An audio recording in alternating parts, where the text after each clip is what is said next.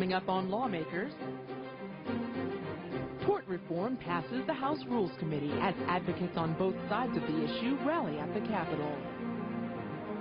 The House passes legislation that proponents say will protect Georgia's business interests. Opponents say the bill makes it possible to spend public money in secret. And Lieutenant Governor Mark Taylor announces a new initiative that he says will help the fight against cyber criminals who prey on Georgia's children.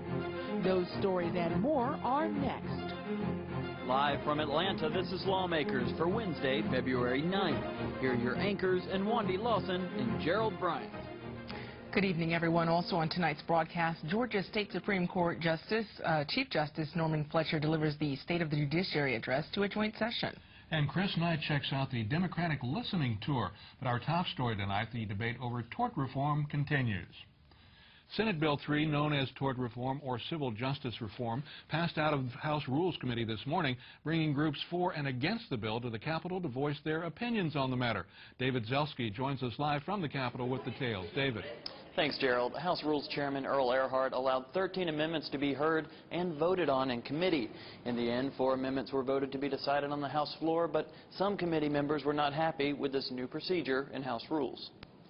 I think the entire General House of Representatives should have the right to determine this, and the author of this should have the right to explain this to the full body of the House of Representatives, the same way I think Mr. Willard should have on his amendments that were defeated in this committee. Mr. Porter, you can make a motion on the floor of the House on Thursday, if this bill passes, that the House suspend its rules and deal with these amendments at any time, as we had the same capacity when we were in the minority. These amendments contain the usual tort reform arguments: caps for non-economic damages and emergency room immunities. No. But the Rules Committee was not the only place the issue was being addressed. Several groups led by Georgia Watch held a rally simultaneously to express their concerns. ER immunity is not the right thing. Creating accountability-free zones in Georgia emergency rooms is not the right thing. And placing an arbitrary price tag on people's lives, their loves, and their limbs is not the right thing. I can't understand why they want to put a tort reform on the damages and the pain. I don't understand it. But listening in on the rally were several doctors and hospital reps who believe that Senate Bill 3 should be passed in its current form.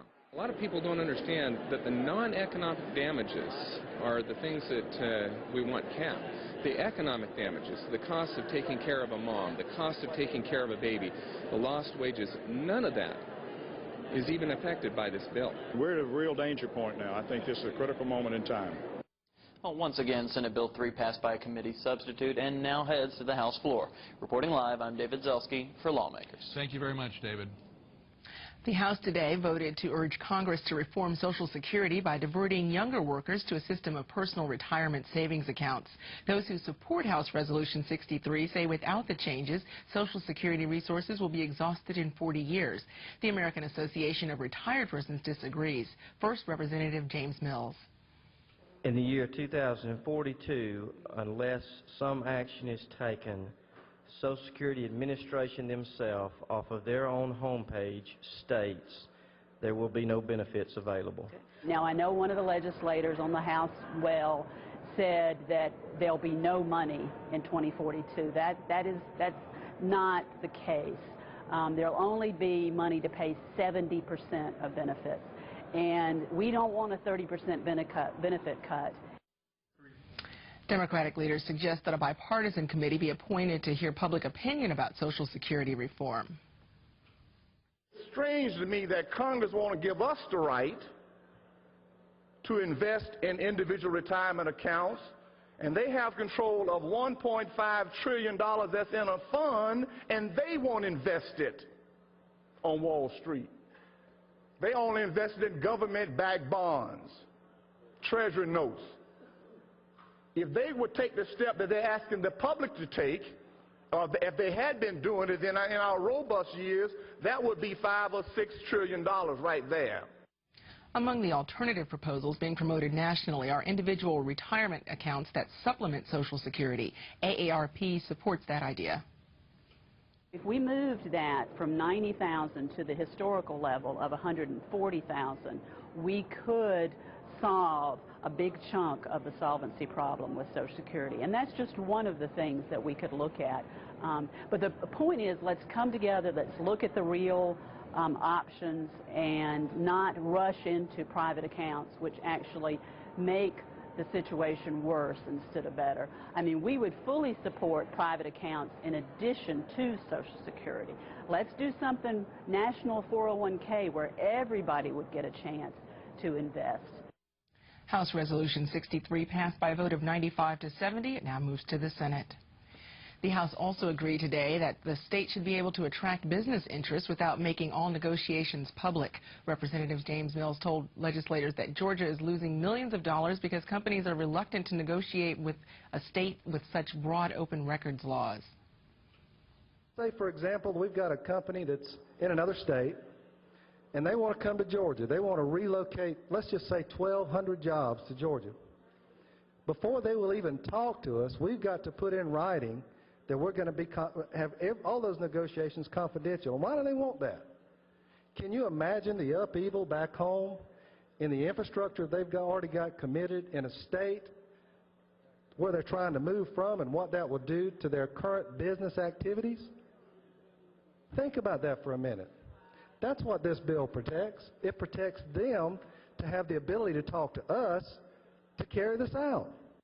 That, of course, the bill's sponsor, Representative Stevens. Now, a committee amendment to House Bill 218 would allow citizens to get information about these projects at public zoning hearings, but Representative David Lucas countered that this concession does not go far enough. Isn't it true that if you have open records, rather than closing the door, that the people, especially those of us in the General Assembly, when departments cut deals and lay it out on the table, it might be a $100 million deal, that at least we'll know about the $100 million deal before we get to the General Assembly, rather than a contract being signed and then everybody coming up and telling us, well, y'all need to pass this because we made a $100 million deal. And I appreciate the question, but I disagree, only in that the companies that are coming to us and trying to negotiate coming to Georgia, they're not even going to talk to us before we even get to that step, because of the confidentiality nature, the lack of, that we're going to have by not passing this bill. The measure passed by a vote of 118 to 52 and now moves to the Senate. Lieutenant Governor Mark Taylor wants to make it easier for law enforcement officials to catch online sexual predators. He is spearheading the effort to pass legislation that would encourage Internet service providers to release users' identities. Lawmakers Jesse Freeman is live with more on that story. Jesse. Thank you, Gerald. Lieutenant Governor Taylor's legislation would give civil liability immunity to Internet service providers if they give up the identities of users accused of being sexual predators. He called for support of the bill at a press conference today. In working through the discovery process, the subpoena process, how do we find the who behind the email address that we have located by working in these chat rooms, these message boards?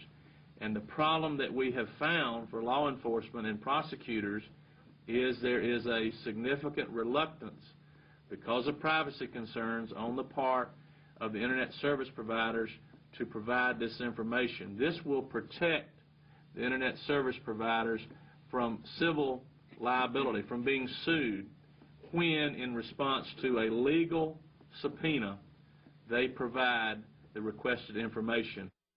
Senator David Adelman sponsors Taylor's legislation, Senate Bill 162. At the press conference, Adelman addressed concerns that the bill may open the door to abuse of power by law enforcement. The statutory standard in Senate Bill 162 is that the information sought must be relevant and material to an ongoing criminal investigation or pending criminal trial. The bill would also provide for interstate cooperation in Internet predator cases, providing the other state has similar law.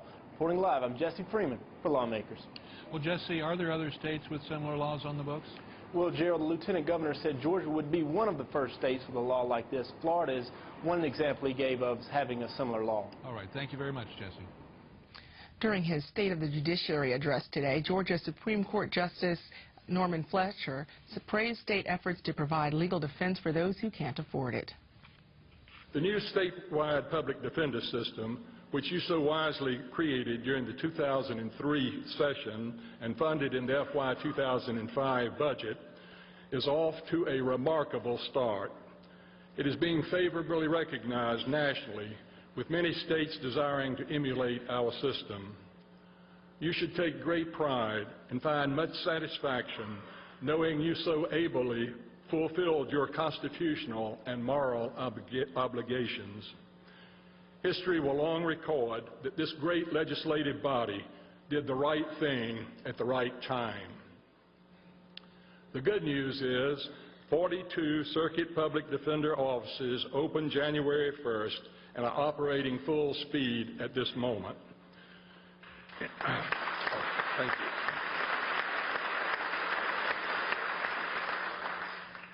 We anticipate 2 more circuit offices will be in operation within 60 days. As both state and local governments observe the successes in this new system, I firmly believe the other 5 circuits will opt into the system within a few years. Speaking to a joint session of the General Assembly, the Chief Justice made the case for keeping politics out of judicial elections. I implore you to treat judicial elections differently, to allow nonpartisan races to be truly nonpartisan, so that our citizens can and will continue to have trust and confidence in our Georgia courts. Chief Justice Fletcher urged the General Assembly to support legislation that would make magistrate and probate judge races nonpartisan. In concluding his address, Justice Fletcher said he'll retire at the end of June. And when I leave the court, it will be with full confidence that Governor Perdue will choose an excellent successor, one who loves the law and believes in fairness and equal justice for all God's children, just as much as I do. In the meantime, I look forward to working with you as we seek to remedy wrongs and to improve both our justice system and the quality of life for the people of Georgia. I wish you well in this history-making session. Thank you.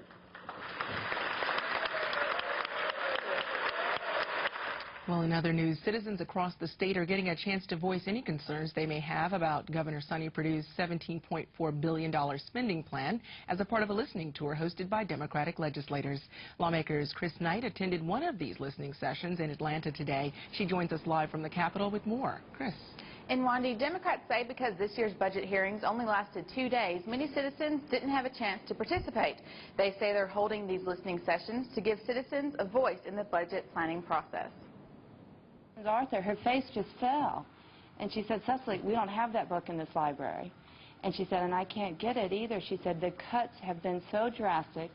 Cicely Harsh-Kaneen, along with other Atlanta area residents, are voicing their concerns over the state's budget as part of a listening tour hosted by Democratic legislators. What we're doing is asking people throughout the state of Georgia in different locations, this being Atlanta, Fulton County, and DeKalb County delegations coming together to listen to the public as to what they think about the budget.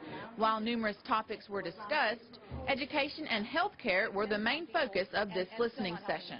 So I hope finally the state can get on board and take care of our seniors and take care of our children and do the right thing for all of us. So what we'll do is listen to what's being said to see whether or not we can adjust the budget to make it more favorable to the average citizen. But will these residents' voices impact legislators as they discuss the upcoming budget? Griffin resident Janet Gibson thinks it will. You know, maybe because I'm the youngest one in here, maybe they'll see that, you know, hey, wait a minute, maybe we can't change our little ruling just a little bit. Just a little bit. We ain't asking them to change a whole lot, and we know it's not going to change overnight, but if we can get them just change just a little bit, it'll make it easier for us that's coming up in the world. It'll be easy for my son, too, when he get older. And the listening sessions will wrap up next week in Macon. Reporting live, I'm Chris Knight for Lawmakers. Thanks so much, Chris. Governor Sonny Perdue's Faith and Family Initiative is on the Senate calendar for tomorrow. That proposed amendment to the state constitution would allow state money to pay faith-based organizations to provide social services. Journalist Tom Crawford of CapitolImpact.com says Republicans have been busy garnering support for tomorrow's vote.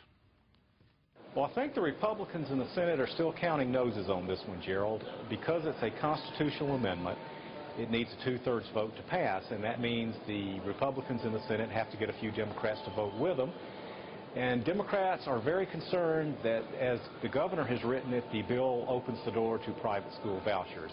In fact, they had a press conference yesterday where they had several teachers' organizations and the Georgia PTA say, you know, we oppose this. We don't think it's right to divert funds from public schools to private schools. And that could set up an interesting situation there where if the Republicans perhaps don't compromise on this school issue, they could have an interesting time trying to get that thing through the Senate.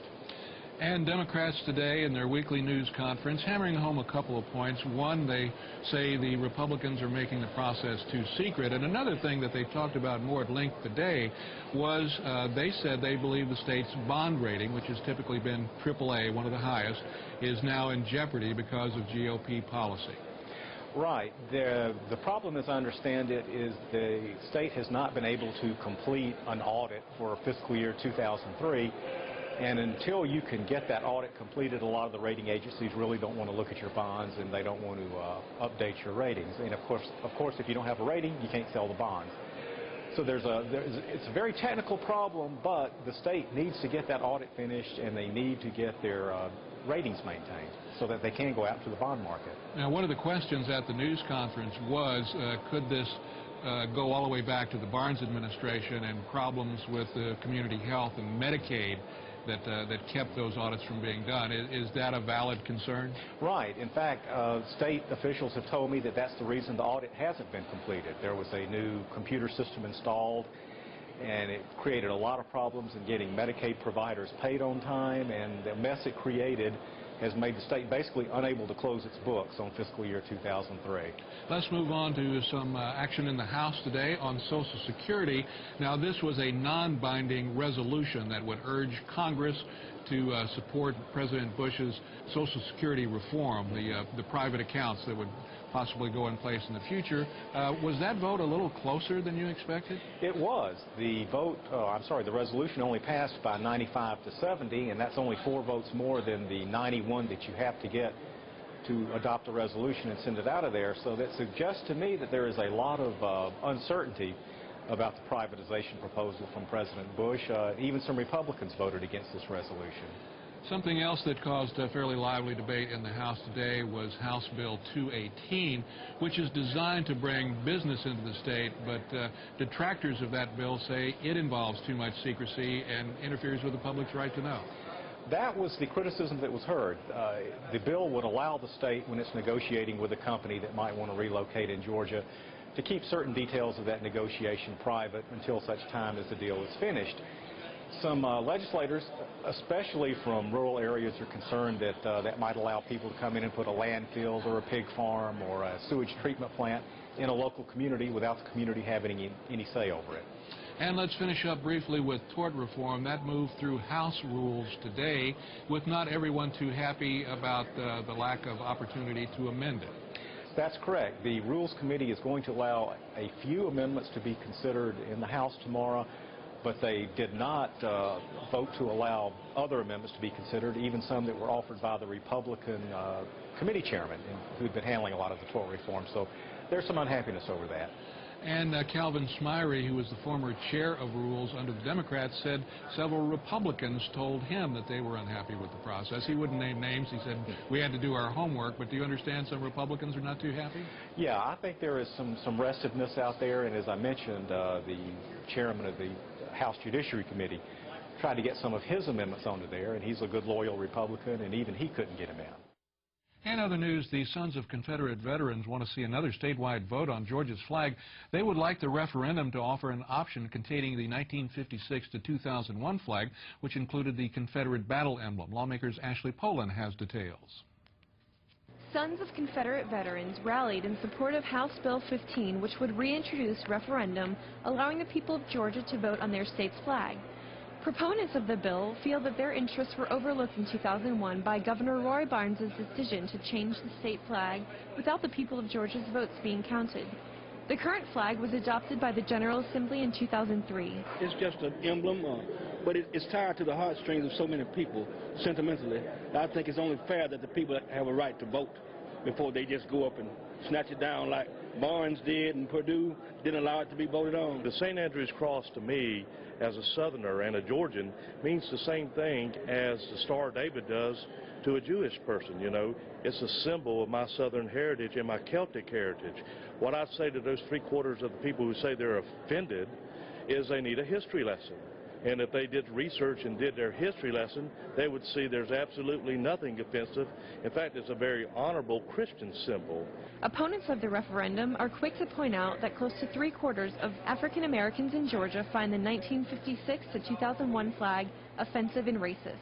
According to the Mason-Dixon poll, the majority of Georgians would prefer the current flag as opposed to the previous flag containing the Confederate battle emblem. Reporting for Lawmakers, I'm Ashley Poland.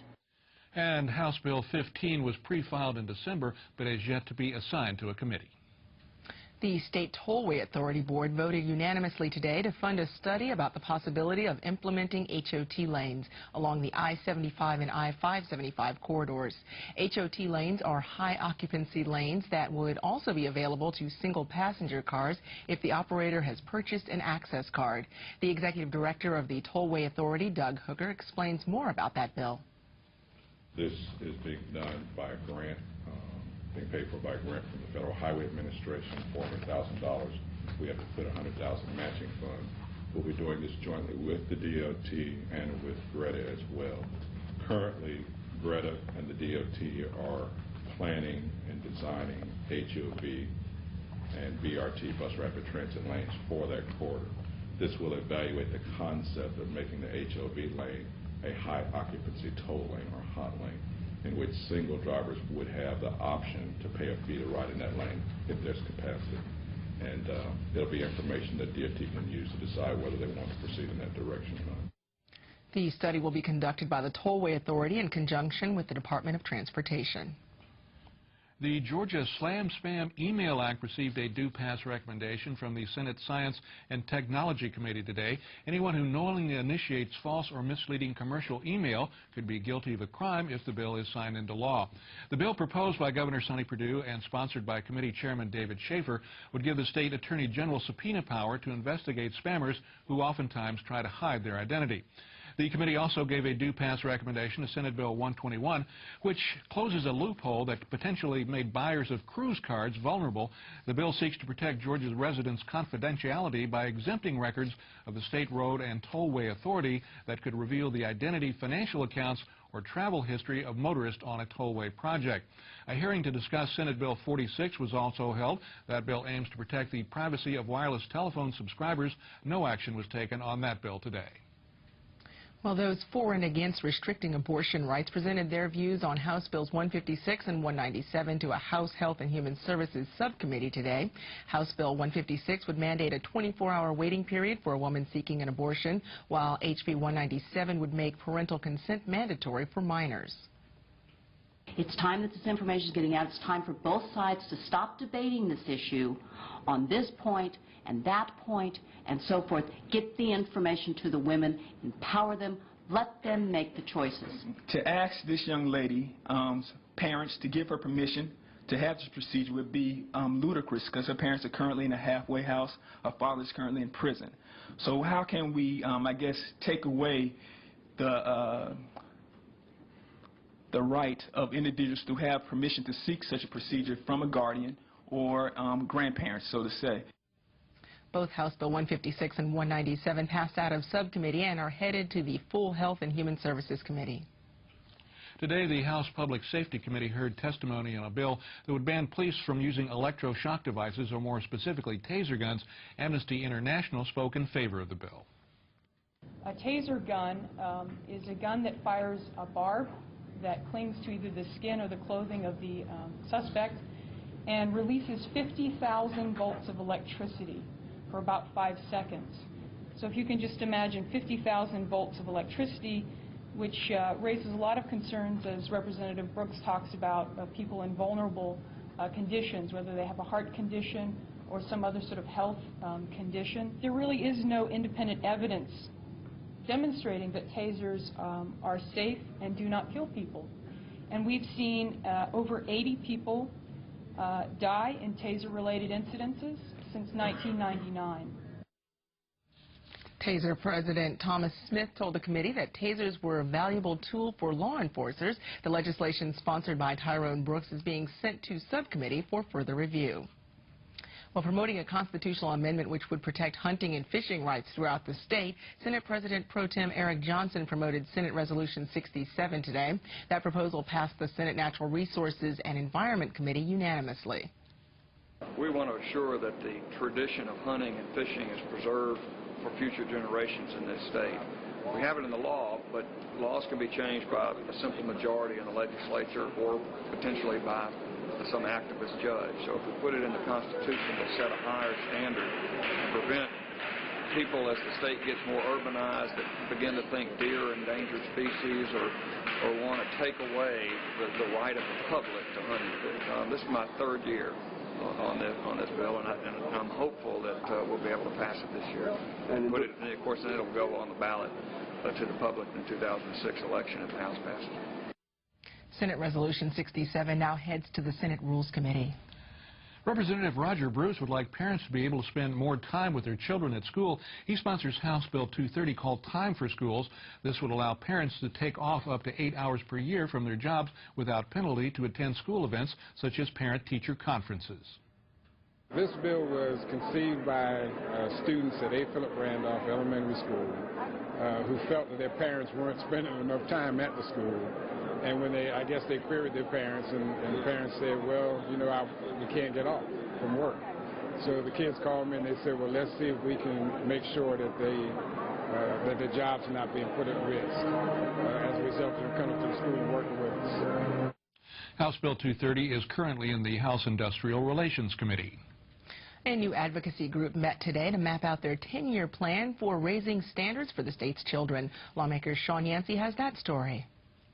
Voices for Georgia's Children launched a child advocacy website today. Children's Policy Watch Online monitors legislation and budget items that affect children. Children's Policy Watch is the name that we give to our commitment to understand, monitor, and advocate for sound policy and investment decisions regarding our children. Today was the first legislative day at the Capitol for Voices for Georgia's Children. Leaders in the organization announced their goals to legislators, state agency staff, and representatives of other advocacy groups. Well, first of all, we do want to put together a 10-year agenda that will be driven by 5 indicators that let us know that children are safe, healthy, educated, employable, and connected to their communities. We will begin with some research on current policy and investment, and then look at where that policy and investment needs to go in order to achieve that higher ranking. For more information about Voices for Georgia's Children, visit www.georgiavoices.org. Reporting for Lawmakers, I'm Sean Yancey. Well, coming up tomorrow on Lawmakers, the House tackles tort reform and the Senate is scheduled to debate the governor's Faith and Family Services Amendment. We'll have those stories and all the latest from under the Gold Dome. That's tomorrow at 7 p.m. And if you missed any part of this broadcast, you can tune in when Lawmakers is rebroadcast tomorrow morning at 5:30 a.m. on GPB. Now, stay tuned for Life Laundry. That program is coming up next year on Georgia Public Broadcasting. And that is our program for this, the 15th legislative day of the Georgia General Assembly. Thanks for joining us. I'm Gerald Bryant. And I'm Wandi Lawson. Good night. This has been a production of Georgia Public Broadcasting.